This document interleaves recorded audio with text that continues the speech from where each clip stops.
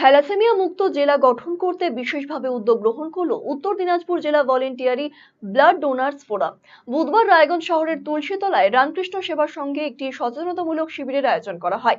Thalassaemia কি, এর নিয়ন্ত্রণের উপায় কি, এই সব বিষয়ে এদিন শিবিরে আসা লোকজনকে সচেতন করা হয়। এই কর্মসূচিতে নেতৃত্ব দেন আয়োজক সংস্থার রাজ্য সাংগঠনিক সম্পাদক সুব্রত সরকার।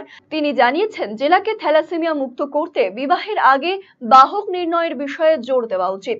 এদিন এই অঙ্গীকারপত্রে এক নবদম্পতি, থ্যালাসেমিয়া আক্রান্ত রোগীর বাবা মা এবং ম্যারেজ রেজিস্টার স্বাক্ষর করেন।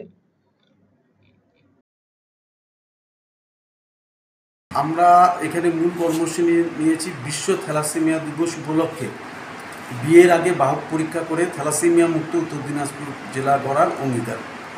এবং এই অঙ্গীকারে আমাদের সঙ্গে সামিল হয়েছে, আজকে আমরা 2 বছর বয়স থেকে একজন থ্যালাসেমিয়া শিশু, সে লড়াই করে ওর বাবা সন্তোষ মোহন, তারা আজকে এই আন্দোলনের আজকে স্বাক্ষর করলেন 2 জন নববিবাহিত দম্পতি এবং ম্যারেজ রেজিস্টার সহ সমাজের বিশিষ্ট জনেরা আজকে এখানে স্বাক্ষর করলেন।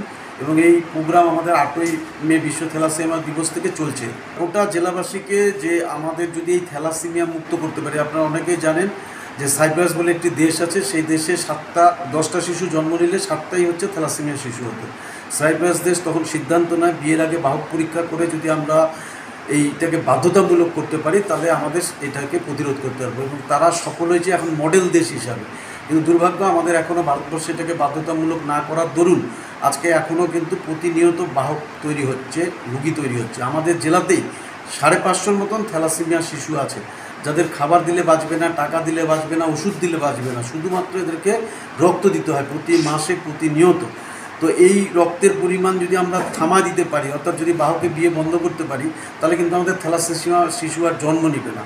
তাহলে আমাদের রক্ত সংকট, আপনারা দেখেন প্রতিনিয়ত যে গ্রীষ্মকালীন রক্ত সংকট, নির্বাচনী রক্ত সংকট, সারা বছর ধরে যে রক্ত সংকট, সেই রক্ত সংকট থেকে আমরা জেলাকে বাঁচাতে পারি।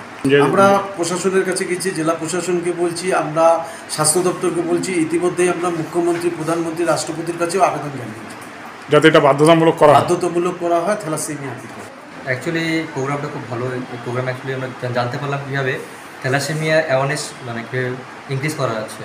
কারণ আমরা এখানে এসেছি, আমাদের নিউলি কাপল, আমরা কদিন আগে বিয়ে হয়েছে, আমরা জানতাম না যে থ্যালাসেমিয়া টেস্টটা খুব জরুরি।